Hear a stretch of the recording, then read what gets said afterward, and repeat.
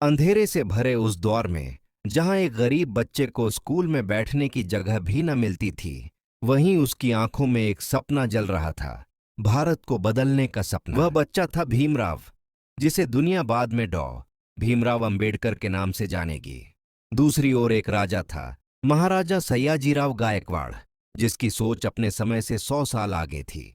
दोनों की मुलाकात नियति ने ऐसे करवाई जैसे ईश्वर खुद भारत का भविष्य लिख रहा हो। एक राजा ने अवसर दिया और एक दलित युवक ने उस अवसर को इतिहास बना दिया। बने रहिए अंत तक, तो चाहिए शुरू करते आज है वीडियो। भाग एक युवा की तलाश। सन 1913 का दौर था। भारत अब भी गुलामी की जंजीरों में जकड़ा हुआ था। समाज ऊंच नीच, भेदभाव और जातिवाद की गहरी खाई में डूबा हुआ था। एक ओर अंग्रेजों की सत्ता थी और दूसरी ओर सामाजिक अन्याय की आग।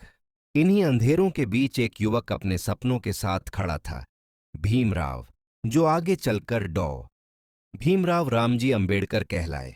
भीमराव का जीवन संघर्षों से भरा था। गांव के स्कूल में बैठने तक की जगह न मिलती, प्यास लगती तो पानी छूने की इजाजत नहीं, और जाति का नाम सुनकर लोग नाक सिकोड़ लेते। लेकिन इस बालक के भीतर कुछ था, एक अग्नि जो समाज को बदल देने का संकल्प बन चुकी थी। उसे समझ आ गया था कि अगर किसी को अपने हालात बदलने हैं तो रास्ता एक ही है, शिक्षा। भीमराव ने पढ़ाई में अपना पूरा जीवन झोंक दिया। वह जानता था कि गरीबी उसकी दुश्मन है, लेकिन अज्ञान उससे भी बड़ा शत्रु है। स्कूल में शिक्षक उन्हें सम्मान से नहीं बुलाते थे, लेकिन उनकी उत्तर पुस्तिकाएं बोलती थीं, हर परीक्षा में प्रथम।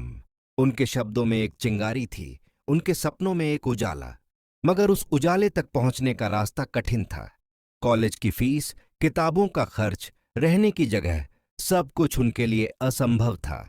इसी बीच उनके भाग्य ने एक ऐसा मोड़ लिया जिसने भारत के इतिहास की दिशा ही बदल दी। भाग 2, एक भाग्यशाली मुलाकात। 1913 में कोल्हापुर और बड़ौदा रियासतों के बीच कई सामाजिक सुधार आंदोलनों की गूंज उठ रही थी। महाराजा सयाजीराव गायकवाड़ तृतीय, जो बड़ौदा के शासक थे, अपने समय के प्रगतिशील और दूरदर्शी राजाओं में से एक थे। वे मानते थे कि शिक्षा ही समाज को बदल सकती है। उन्होंने दलितों, पिछड़ों और स्त्रियों की शिक्षा के लिए अनेक योजनाएं बनाई थीं। एक दिन बड़ौदा दरबार में शिक्षा अधिकारी ने महाराजा से कहा, महाराज, एक ऐसा युवक है जिसने विपरीत परिस्थितियों में भी शिक्षा में कमाल किया है। उसका नाम है भीमराव। महाराजा ने पूछा, कौन भीमराव? उत्तर मिला, डॉ भीमराव अंबावडेकर, महारत्नागिरी प्रांत से, अत्यंत गरीब लेकिन विलक्षण बुद्धि के युवक। महाराजा सयाजीराव ने तुरंत आदेश दिया, उसे बड़ौदा बुलाया जाए, मैं उससे मिलना चाहता हूं। भीमराव उस बुलावे से हैरान थे। वे जानते थे कि यह जीवन बदलने वाला अवसर हो सकता है, पर डर भी था, क्या कोई राजा एक अछूत से मिलेगा? लेकिन किस्मत लिखी जा चुकी थी। जब महाराजा और भीमराव आमने सामने आए, इतिहास ने करवट ली। महाराजा ने उस दुबले पतले युवक को गौर से देखा। आंखों में चमक, आवाज में विनम्रता, पर आत्मविश्वास से भरी हुई। तुम्हें आगे पढ़ना है? महाराजा ने पूछा।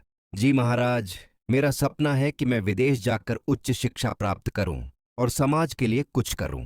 महाराजा कुछ पल सोचते रहे, फिर बोले, ठीक है, मैं तुम्हें छात्रवृत्ति दूंगा। तुम विदेश जाओगे, अमेरिका, कोलंबिया यूनिवर्सिटी में। ये सुनते ही भीमराव की आंखों में आंसू छलक पड़े। वह झुके, पर महाराजा ने उन्हें रोक दिया। नहीं पुत्र, झुको मत। तुम जैसे युवाओं को सिर ऊंचा रखकर चलना चाहिए। यही वह क्षण था जब दो आत्माएं मिलकर भारत का भविष्य गढ़ रही थीं। एक राजा ने अवसर दिया और एक गरीब युवक ने उस अवसर को इतिहास बना दिया।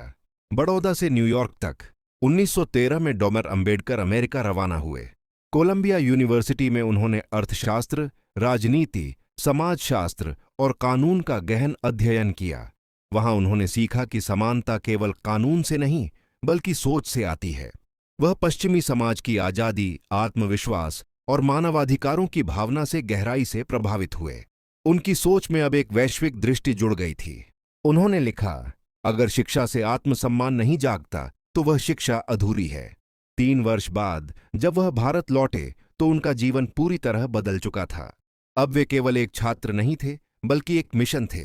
वह जानते थे कि उनका कर्ज केवल महाराजा के प्रति नहीं, बल्कि उस हर गरीब और वंचित आत्मा के प्रति है जो सपने देखने से डरती है।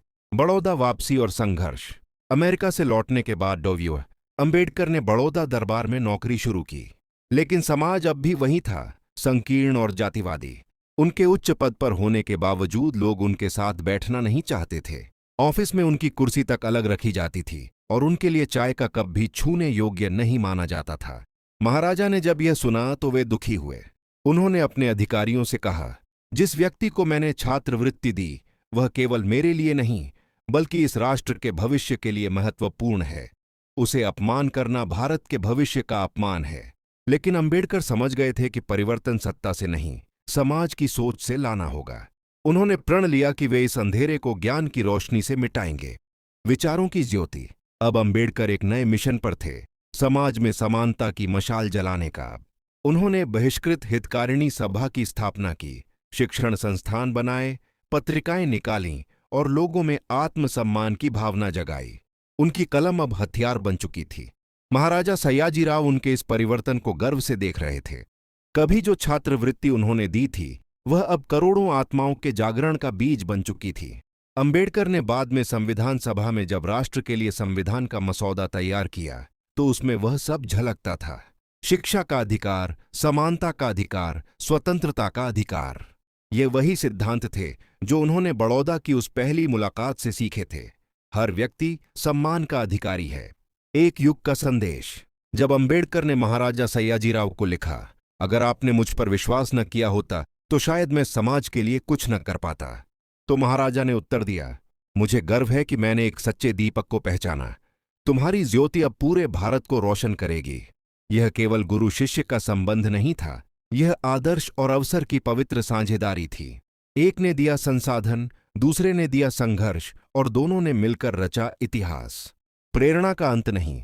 आज जब हम डॉ. अंबेडकर को संविधान निर्माता, समाज सुधारक और महापुरुष के रूप में जानते हैं तो कहीं न कहीं उस यात्रा की शुरुआत उस एक मुलाकात से हुई थी जब एक राजा ने एक गरीब युवक के सपने पर विश्वास किया।